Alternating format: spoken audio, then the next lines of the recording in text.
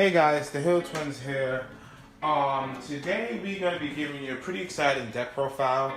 As you can see, our leader we have here is BEERUS, the God of Destruction. With this format, we have a lot of strong leaders. Aggro is a really good deck, and I personally came up with a likable build with this character. And I think, the soon days to come for the ARG Connecticut event, I believe that this deck is going to do amazing. I mean, I believe that BEERUS is such a great character, and it's potentially my main deck that I'm going to use. Again, guys, it doesn't really matter how great the deck is. You also have to help the deck by piloting it. So I'm going to give you some tips and tricks, techniques, and things to do while piloting the deck so that you can maximize the efficacy of the deck. So as you guys know, this is the leader. He basically swings out and he kills a 2 or less. Very great effect in this format.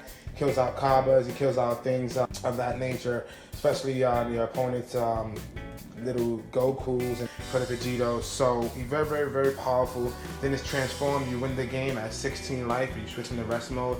But another good thing is when he attacks, he can attack and kill off a 3 or less. So very great in the deck, and obviously it's gonna be a MonoBlue deck, so he's gonna fit perfectly in it.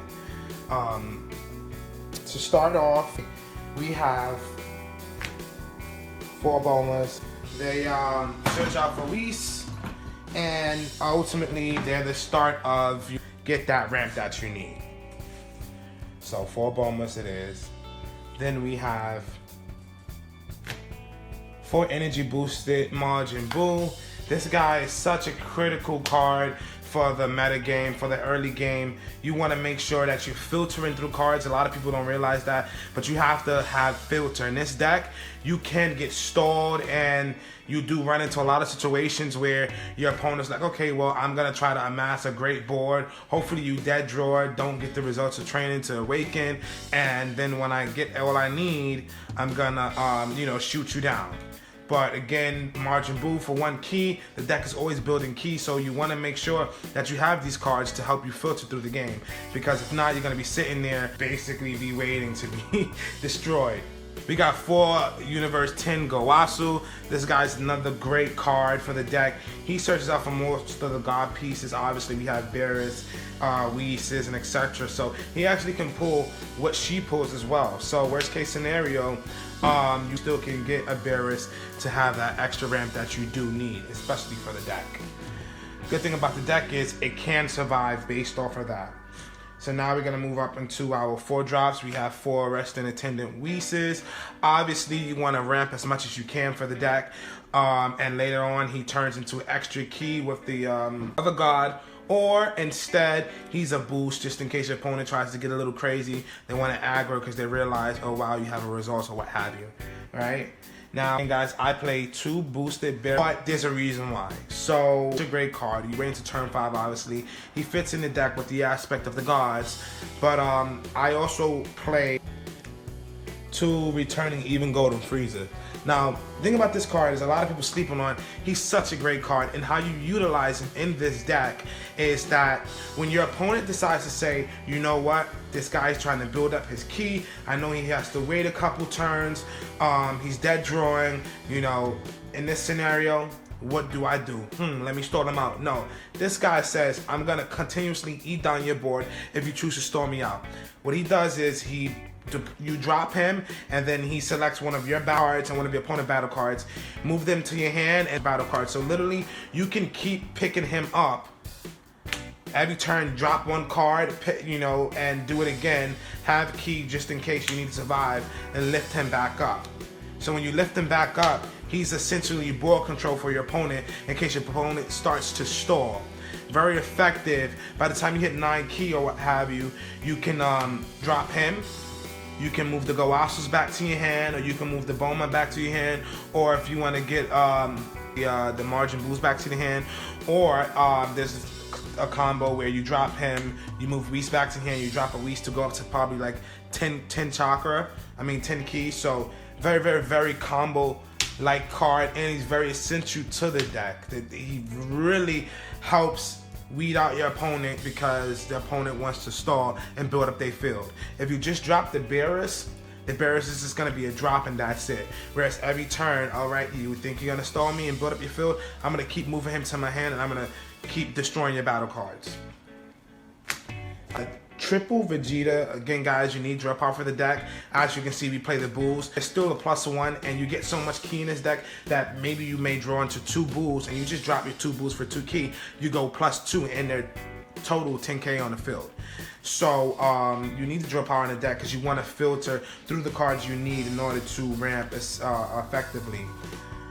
I do play 2 Xeno Summon playing guards. Again guys, for the purpose of the deck profile, I have 2 in here, but you guys can modify the deck as much as you see fit. He's such a great card. He literally is a reset button. Your opponent could be stalling out, your opponent could be building up the field, and they could be hitting your hand. As long as you keep this card in hand, you drop this card, you come back from the game. And most of the cases when I play my twin brother and I drop this, I've always went back into a full hand with either him or drops that'll probably be essential for me during the next turn had I survived, you know, the onslaught of attacks or what have you. Then we have 3 God of the Gods, the Great Priest. This guy is amazing. You want to make sure you're at least playing 2 to 3 of them because you want to catch at least 1. All you need to do is drop at least 1 on turn 7 or 8 and you could potentially go up to 12 key. And he also plays this card. If your leader card is a god, choose any number of other gods in your battle area and add them to your energy. Yeah, so he is a god, like I said, so you can choose him as a search target for Gowasu. And like I said, by the time you hit 7 and 8 key, you drop this guy. You're gonna be moving your Gowasus, you're gonna be moving your maybe BEERUSes, maybe your Reeses to the energy area, and then you're gonna be able to do some really amazing things on the next turn. I play 3 Reeses. I think all you need in the deck is 3, but you gotta be very careful because these are very, very, very essential cards for the deck. Without this card, you kind of do lose. If it's a drawn-out game and you're not able to ramp, you want to make sure you at least save 1 so that you can have that extra turn and do some really serious things. You don't want to get rid of it too early. If you catch it in your hand early turn, you can drop 1, but be wary that you only play 3. But again, guys, it's all subjected to play style, so you guys can definitely use it as core to guide you on how to build the deck. And as in every deck, you want to play 4 of its 10Ks, which is great because this guy is also a god, because later in the game, when you're dropping your Gowasus and you catch this guy, it's going to be great. You know, some protection for you. You have your 10Ks just in case things get out of control. You have to boost, you can survive. As far as extra cards go, you play 4 objection. Obviously, you need to play 4 of this. Big tip would be if you don't catch this in your first hand, you want to make sure you at least catch a Boma and an objection. You put back everything except for the Bowman objections. If you do draw the Bowman objections with the bulls, then you go as you see fit. Obviously, the boost is going to be metagaming, so it's Gowasu. You want to make sure you catch those as well. But you want to make sure that you money for the objection in the Bowman so that you can be at least 2 turns ahead. 4 weeks is coercion. Obviously, you need to survive in the deck. Once the opponent realizes that you're stacking up too much key, they're going to try to come and blow your face off. So you need that definitely. You need 3 results of the training. I play 3. You could play 4. There's been times where it didn't catch it when I needed to, and it did cost me the game. However, 3 I personally feel is enough. You know, you want to make sure you're at least playing 3. 2 is not enough because you can get stalled out and you have no self-awaken in the deck. So you'll be sitting up there with the 16 key, but your opponent will only evolve you until they're able to actually win. Lastly, guys, 4 Sensu Bean. This is great because when your opponent starts to do these crazy, wicked things, dropping all their gold tanks, tokens, and everything like that, Sensu Beans want to be played at 4 so you can actually catch them.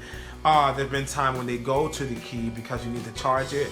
However, as long as you have 1 or 2, you pretty much be set for a little shenanigans like those when your opponent just want to drop these 15Ks and attack out and not do anything. You want to try and survive. The biggest thing of the deck is surviving so that you can ramp up. And then again, you have cards like this. You're going to constantly be returning your opponent's battle cards. You got the BEERUS to kill and stuff of that nature. So that is my God/BEERUS deck profile for you guys. Actually got cell deck profiles. You guys can see it over here. And I have a Champa deck profile that I'm about to upload in lieu of the tournament that's coming up. So thank you guys for watching, and like always guys, stay super.